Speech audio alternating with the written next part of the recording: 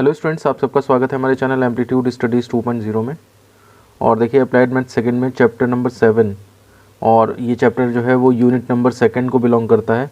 और unit number second जो है वो है आपकी समाकलन के अनुप्रयोग। इसके अंदर चैप्टर नंबर 7 वक्र के चाप की लंबाइयाँ चल रहा है और हम 2 वीडियोज़ में इसके फॉर्मूले समझ चुके हैं। इससे रिलेटेड सिंपल क्वेश्चंस, इससे रिलेटेड परवलय के क्वेश्चंस, ये सब समझ चुके हैं दोनों पार्ट्स में। आज हम इसका पार्ट 3 और लास्ट पार्ट करेंगे जिसमें कि हम वृत्त से संबंधित क्वेश्चन सॉल्व करेंगे। इतने ही इस क्वेश्चंस जो हैं, इसी टाइप के क्वेश्चंस जो हैं वो एग्जाम्स में आए हुए हैं। कहने को तो इसके अंदर बहुत ही कॉम्प्लिकेटेड क्वेश्चंस भी हैं जिनके लिए कर्व आपको नए नए सीखने पड़ेंगे, लेकिन अभी ऐसा है कि वो बोर्ड में नहीं आए हैं तो इसलिए हम उनके ऊपर टारगेट नहीं कर रहे हैं। ऐसा नहीं है, आप प्रैक्टिस कर सकते हैं उनकी। तो इसमें जो है वो हम एक क्वेश्चन करते हैं। ये आपका क्वेश्चन है कि समाकलन विधि से वृत्त x square plus y square is equal to a square की परिधि ज्ञात करें। वृत्त की परिधि वैसे तो आपको डायरेक्ट फॉर्मूला पता है, लेकिन यहाँ पर आपको समाकलन की विधि से इसको निकालना है। और ये 2019 में जो है वो ये क्वेश्चन आया है। काफ़ी इम्पॉर्टेंट क्वेश्चन है। और पहले मैं आपको ये बता दूं कि जो बच्चे 10th पास करके आए हैं और उन्होंने 11th-12th में कोऑर्डिनेट ज्योमेट्री नहीं पढ़ी है, उनके लिए मैं पहले थोड़ा सा हिंट दे दूं आपको कि वृत्त क्या होता है। तो वृत्त में सबसे सिंपल जो वृत्त होता है जिसमें कि उसका केंद्र जो है वो मूल बिंदु हो और उसकी त्रिज्या अगर a है मान लिया, तो इस तरह का जो सर्कल होता है वो सबसे सिंपल सर्कल कहलाता है। ठीक है, इसमें जो है वो इसकी इक्वेशन जो होती है वो x square plus y square is equal to a square, ये इस तरह से होती है इक्वेशन। इसके बाद अगर मान लिया सपोज़ करिए इसका सेंटर कुछ और हो जाए, मान लिया सपोज़ करिए एच और के हो जाए और फिर उसके बाद इसकी रेडियस कुछ है ए, तो वही आपका फॉर्मूला ये थोड़ा सा चेंज हो जाता है। एक्स माइनस एच का whole square plus y minus k का whole square is equal to a square. Radius a इसमें यहीं पे वही रहेगी। तो इस तरह से ये भी एक फॉर्मूला चलता है, लेकिन हमको यहाँ पर क्वेश्चन में x square plus y square is equal to a square ये सिर्फ सिंपल सर्कल दिया है। तो आप इसको देखते ही समझ जाएं कि इसका मूल बिंदु जो है वो 0 0 है और इसकी त्रिज्या जो है ए है। तो ये वृत्त के बारे में कुछ इन्फॉर्मेशन थी जो आपको जाननी चाहिए। और अब हम अपना क्वेश्चन सॉल्व करने पे आ जाते हैं। देखिए अगर हम विचार करें यहाँ पर, तो ये वृत्त है जो कि दिया हुआ है हमें। ये हमारे पास एक्स एक्सिस, ये वाई एक्सिस, ये ओरिजिन हो गया और यही इसका सेंटर है। हमें परिधि निकालनी है। तो देखिए परिधि कहाँ से, यहाँ से अगर हम स्टार्ट करें तो परिधि का मतलब ये पूरा चाप, ये पूरा चाप और ये पूरा चाप हमें निकालना है। यहाँ से लेकर के और यहाँ तक पूरा डिस्टेंस जो कवर्ड है वो हमें निकालना है। अगर हम कुछ नाम देने की कोशिश करें तो हमें ए से मान लीजिए बी, बी से सी, सी से डी और डी से ए। और आप ये देखिए जितना ए बी है उतना ही बी सी है, उतना ही सी डी है, उतना ही डी ए है, क्योंकि ये ग्राफ जो है वो सिमेट्रिकल है। एक्स एक्सिस के अबाउट भी सिमेट्रिकल है और वाई एक्सिस के अबाउट भी सिमेट्रिकल है। सिमेट्री क्या होती है ये हम नेक्स्ट एक्सरसाइज में डिटेल में देखेंगे। अभी चाप की लंबाई वाले चैप्टर में इसकी कोई ख़ास ज़रूरत नहीं है। तो इसलिए सर्कल सबको मालूम है कि हाँ भाई सिमेट्रिकल होता है, जितना ये उतना ये, जितना ये उतना ये, ऐसी जितना ये इतना इधर भी, जितना इधर उतना इधर। तो इसलिए अगर हम केवल एक्स वाई एक्सिस यानी कि ये जो प्रथम चतुर्थांश है इसके अंदर का हिस्सा ए बी निकाल लें तो उसका 4 गुना कर देंगे तो हमें पूरी परिधि मिल जाएगी। ठीक है ना। तो हम ये लिख सकते हैं परिधि जो A B C D A है वो इज़ इक्वल टू 4 टाइम्स चाप ए बी। ये चीज़ लिख सकते हैं हम ऊपर लिख सकते हैं, हम देखते हैं। तो परिधि जो है कैसे निकलेगी, 4 गुना इस चाप का कर दें। अब बात आती है इस चाप का लंबाई निकालने के लिए क्या क्या चाहिए। तो आप अब अपने फॉर्मूले पे आ जाइए, √1 प्लस dy/dx समथिंग करके। तो एक तो आपको इसकी इक्वेशन चाहिए और दूसरी इसकी लिमिट्स चाहिए।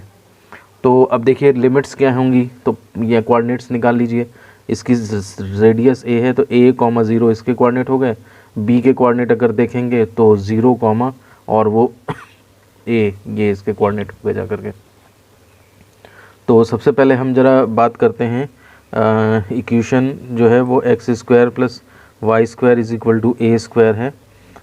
इसमें से आप वाई स्क्वायर निकाल लें तो ये a square minus x square, तो ये y is equal to f x format की हो गई। D y by d x थोड़ा सा निकालते हैं, तो इसमें लिख देते हैं हम differentiating both side with respect to x. तो ये आपका हो जाएगा 2y d y by d x is equal to a square का 0 माइनस एक्स स्क्वायर का 2x। तो 2 से 2 कट गया, यहाँ से d y by d x is equal to minus x upon y आ गया। अब यहाँ से देखिए y की वैल्यू कितनी है, तो y equal to under root a square minus x square है। तो यानी कि यहाँ पर जो है वो आप y की वैल्यू रख लें, सब्स्टिट्यूटिंग y फ्रॉम फर्स्ट इसे मान लो। तो y square is equal to a square minus x square है, तो minus x upon under root y की value under root a square minus x square, ये हमारे पास d y by d x आ जाता है। इक्वेशन नंबर सेकंड हो गई। अब हम d y by d x आ गया है, अब हम फॉर्मूला लगाने के लिए बिल्कुल तैयार हैं। तो अब आगे देख लेते हैं फॉर्मूले में क्या लिखना है।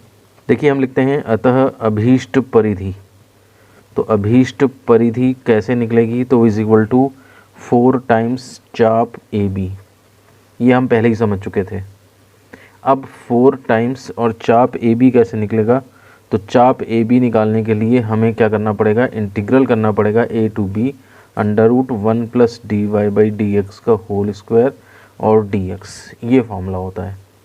अब ये एक्स की लिमिट्स हैं आपकी, थोड़ा सा आप जो है वो पीछे डायग्राम में देखें अगर, तो एक्स की लिमिट्स जो आएंगी वो आपकी कितनी आएंगी, ए से स्टार्ट करके और ये यहाँ पे 0, एक्स की लिमिट 0, ये पॉइंट आपका कितना हुआ 0 और फिर वहाँ पे a, ठीक है ना। ग्राफ ऐसे, इसको ग्राफ को इस तरह ना पढ़ के इस तरह पढ़ा जाएगा।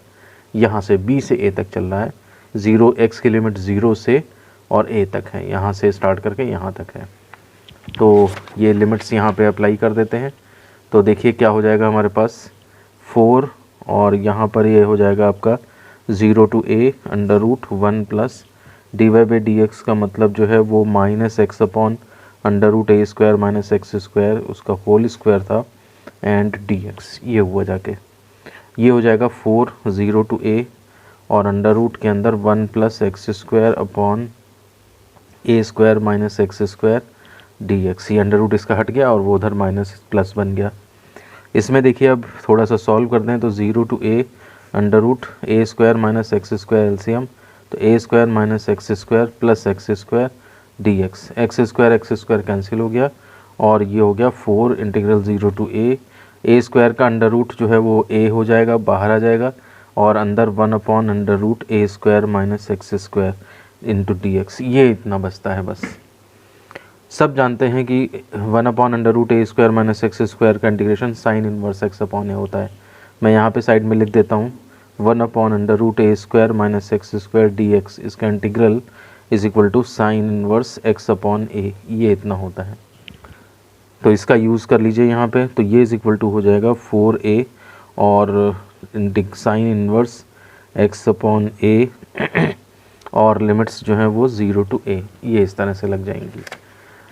अब इसको अगर हम देखें कितना हो जाएगा ये, तो पहले इसमें अपर लिमिट रखी जाएंगी, तो साइन इनवर्स x की जगह a upon A minus lower limit यानी कि साइन इनवर्स 0 अपॉन a, तो यहाँ पर a ये 1 हो जाएगा, तो 4a sine inverse 1 minus sine inverse 0, ये आराम से आप सॉल्व कर सकते हैं। साइन इनवर्स 1 यानी कि इसको साइन पाई बाई 2 लिख लीजिए, sine pi by 2 minus sine inverse और 0 को साइन 0 लिख दीजिए, तो ये हो जाएगा 4a और साइन इनवर्स और साइन हट गया तो पाई बाई 2 बचा, माइनस साइन इनवर्स और साइन हटा तो 0 बचा।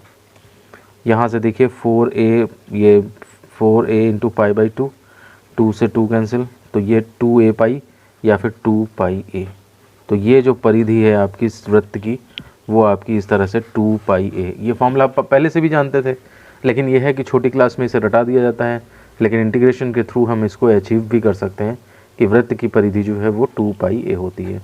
यही हमारा इस क्वेश्चन का आंसर है। तो इस तरह से देखिए, मतलब एक तरह से कहा जाए कि जिसने करा होगा ये क्वेश्चन वही इसको एग्ज़ाम में आसानी से कर सकता है। आसान है, लेकिन आपको एक बार किया हुआ होना चाहिए।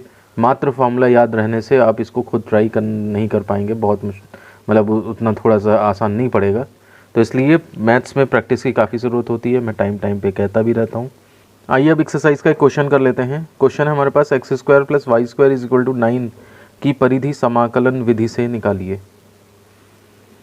तो देखिए क्वेश्चन बिल्कुल वही है जैसा कि हमने अभी किया है, बस इसमें यह है कि आपको चूँकि लिमिट भी निकालनी पड़ेंगी, सब रखना पड़ेगा, उस तरह से दिखाना पड़ेगा। तो इसलिए आप इसमें एक काम करेंगे कि x² + y² = 9, इसकी तुलना जो है वो हम कर लेंगे x² + y² = a² से, ठीक है ना, ताकि हमें इसकी त्रिज्या पता लग जाए। तो ये हो जाएगा आपका कितना, a² = 9, यानी कि a = 3, ये इसकी त्रिज्या पता लग जाएगी। तो जब हम इसका डायग्राम बनाएंगे तो डायग्राम में आप ध्यान रखिएगा कि ये डायग्राम में ओरिजिन जो है वो 0 0 हो गया और ये डिस्टेंस केवल 3 है। तो ये कोऑर्डिनेट आपका जो है वो 3, 0 होगा और ये कोऑर्डिनेट 0, 3 हो जाएगा, यानी कि x की लिमिट x = 0 और x = 3, ये लिमिट्स हो जाएंगी यहाँ पे।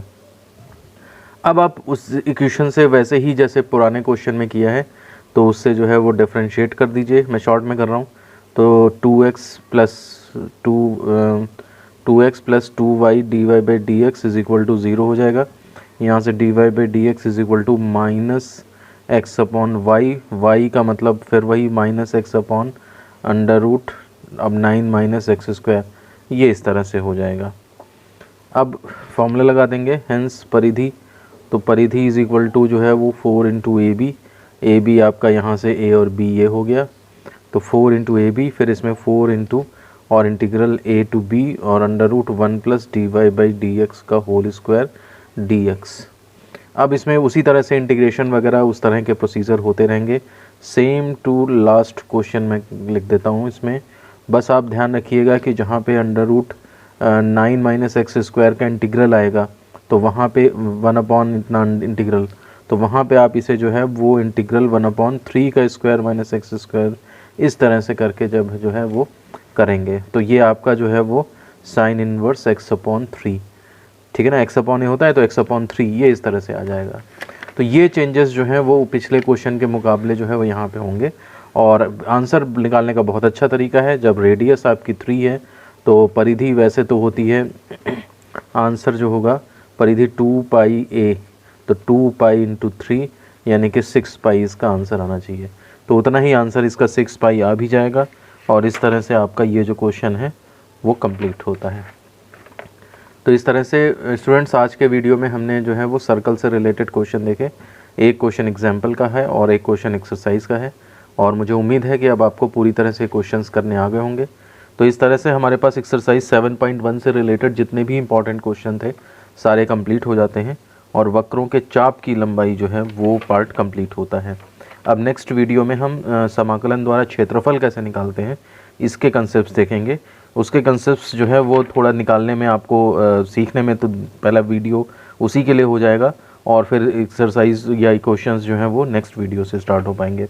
तो ये थोड़ा आसान पार्ट था जो अभी 3 वीडियोज़ हमने देखे। अब इसके बाद आपको थोड़ा सा ज़्यादा दिमाग की ज़रूरत पड़ेगी, तो आप प्रैक्टिस कर लीजिए ये पूरे तीनों वीडियोज़ की, और फिर उसके बाद नेक्स्ट वीडियो में हम नेक्स्ट टॉपिक पे मिलते हैं फिर। तो अगर वीडियो पसंद आया है आपका तो इसे लाइक करें और दोस्तों में भी शेयर करें, और साथ ही साथ चैनल पे नए हैं तो इसको सब्सक्राइब कर लें और बेल आइकन प्रेस करके ऑल का ऑप्शन सेलेक्ट कर लें ताकि इसी तरह के इन्फॉर्मेटिव वीडियोज़ आपको मिलते रहें। तो मिलते हैं आपसे नेक्स्ट वीडियो में। धन्यवाद।